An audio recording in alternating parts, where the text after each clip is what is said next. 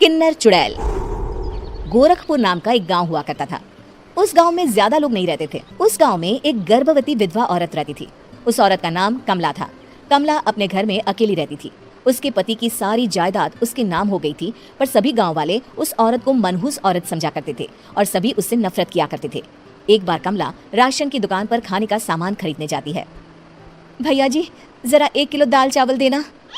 अरे हाय हाय हाय हाय हाय, अरे मनहूस औरत, मेरी दुकान में अपशुगन करवाने आ गई क्या? है, चल जा यहाँ से। मैं कुछ नहीं देने वाला हूँ तुझे। भाग भाग यहाँ से, चल जा, निकल। भैया जी ऐसा मत कहिए, मैं गर्भवती हूँ, मुझे खाने की बहुत जरूरत है, मुझे खाना दे दीजिए। दुकानदार कमला को वहाँ से धक्के मारकर भगा देता है। तभी कमला रोते रोते उस गांव के किन्नरों के इलाके में आ जाती है। गांव वाले किन्नरों को उसी इलाके में रखा करते थे, क्योंकि वो लोग किन्नरों को पसंद नहीं करते थे और उनके इलाके में रहने से मना करते थे। तो किन्नरों ने उसी गांव में अपना एक इलाका बना लिया था। जब किन्नर लोग देखते हैं कि एक गर्भवती महिला रोते रोते उनके इलाके में आ गई है, तो सारे किन्नर कमला के पास जाकर उसका हाल पूछने लगते हैं। क्या हुआ बहन, तुम्हारी गर्भवती अवस्था में इतनी बुरी हालत कैसे है? तुम रो क्यों रही हो? तुम डरो मत, हम तुम्हें कोई नुकसान नहीं पहुंचाएंगे। तुम शांत होकर सब बताओ कि हुआ क्या है। मैं कमला हूँ, मैं गांव के दूसरे इलाके से आई हूँ। 2 महीने पहले ही मेरे पति की मौत हुई है। मुझे गांव के लोग मनहूस मानते हैं, क्योंकि मैं विधवा हूँ और गर्भवती भी।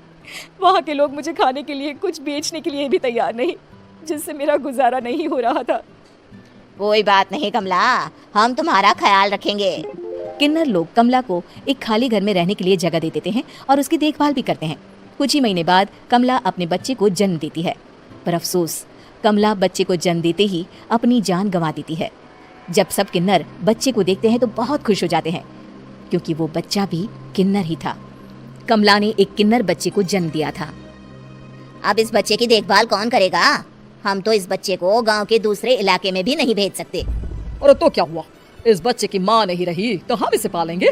अब ये हमारे इलाके में रहेगा, हमारे साथ रहेगा। फिर वो किन्नर उस किन्नर बच्चे को गोद ले लेते हैं, उसका नामकरण कराते हैं। उस किन्नर बच्चे का नाम शक्ति रखा जाता है।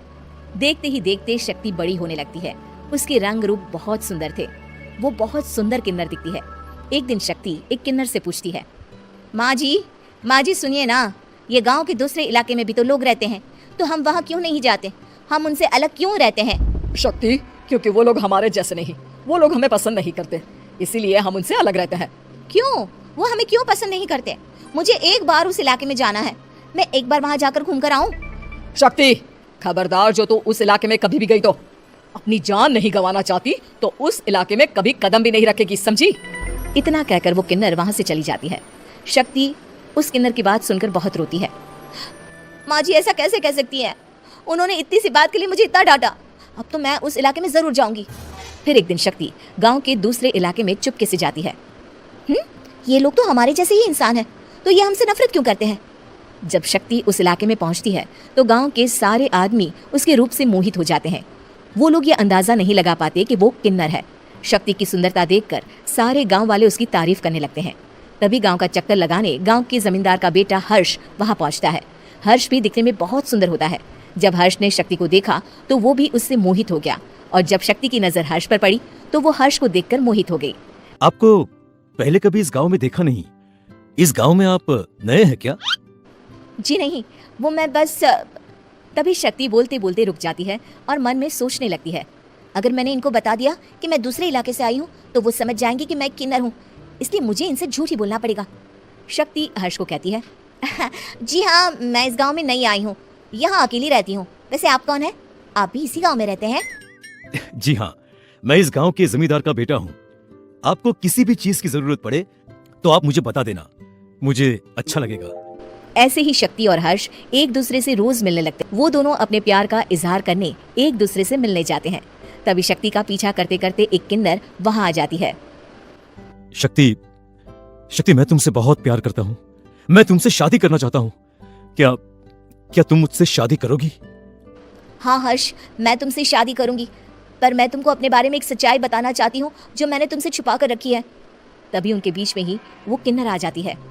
शक्ति, तेरी हिम्मत कैसे हुई ऐसा करने की? वो किन्नर शक्ति को खींचकर गांव के जमींदार के पास ले जाती है। हर्ष भी वहां शक्ति को बचाने के लिए पहुंच जाता है। जमींदार शक्ति और हर्ष के प्यार के बारे में सुनकर गुस्से में आ जाता है और शक्ति को गांव के बाहर निकालने की सजा देता है। शक्ति ये बात सहन नहीं कर पाती और कुएं में कूदकर अपनी जान दे देती है। जमींदार हर्ष की शादी गांव की एक लड़की से करवा देता है, पर हर्ष इस शादी से खुश नहीं होता। शक्ति अपना बदला लेने के लिए मरने के बाद किन्नर चुड़ैल बन जाती है। अब मैं इन गाँव वालों को नहीं छोड़ूंगी, अब इनसे मैं अपने प्यार का बदला लूंगी। किन्नर चुड़ैल गांव वालों को परेशान करना शुरू कर देती है। एक बार वो रात को गांव के खेतों में पहुंच जाती है और वहां आग लगा देती है। सारी फसल जल के राख हो जाती है। जब एक आदमी रात को उठकर देखता है कि खेत में आग लग गई है तो वो वहां पहुंच जाता है। वो देखता है कि खेतों के बीचों बीच एक किन्नर चुड़ैल खड़ी है और वहां खड़े होकर ताली बजा रही है। गांव वाला किन्नर चुड़ैल को देखकर बेहोश हो जाता है। जब सुबह उस आदमी को होश आता है तो वो सीधा जमींदार के पास जाता है। अरे जमींदार साहब, अरे वो किन्नर चुड़ैल ने मेरी सारी फसल चला दी। अब मैं क्या करूंगा, क्या होगा मेरा? जमींदार चुड़ैल किन्नर का नाम सुनते ही सब कुछ समझ जाता है। अब वो बहुत डर जाता है। उसी रात को जब जमींदार डर के मारे अपने कमरे में सो नहीं पाता, तभी वहां अचानक से किन्नर चुड़ैल आ जाती है। किन्नर चुड़ैल जोर जोर से जमींदार के आगे खड़ी होकर हंसने लगती है और ताली बजाने लगती है। जमींदार उस डरावनी किन्नर चुड़ैल को देखकर बहुत डर जाता है। तूने मेरे साथ बहुत बुरा किया, अब मैं तुझे जान से मार दूंगी। नहीं नहीं नहीं नहीं, मुझे माफ कर दो, मुझे मत मारो। मैं कभी ऐसा दोबारा नहीं करूंगा। अब तुम जो बोलोगी वही मैं करूंगा। ठीक है, मैं चाहती हूँ कि किन्नर इलाका गांव के इलाके से जुड़े और गांव का कोई भी आदमी किन्नर समाज से द्वेष ना करे, उससे नफरत ना करे, नहीं तो मैं सारे गांव को मार दूंगी। और तुम गांव में एक नया कानून बनाओ कि अगर किसी ने भी किन्नर समाज को हानि पहुंचाने की कोशिश भी करी या इनसे भेदभाव करने की भी कोशिश करी तो उनको कड़ी से कड़ी सजा मिलेगी। हाँ हाँ हाँ, मैं ऐसा ही करूंगा। तुम जो बोलोगी वो मैं करूंगा, पर मुझे जाने दो प्लीज। तब वो किन्नर चुड़ैल वहां से चली जाती है। गांव का जमींदार किन्नर चुड़ैल का कहा मानते हुए दोनों इलाकों को एक कर देता है और नया कानून भी लागू कर देता है। तब से वहां किन्नर समाज और बाकी गांव वाले शांतिपूर्वक रहने लगते हैं।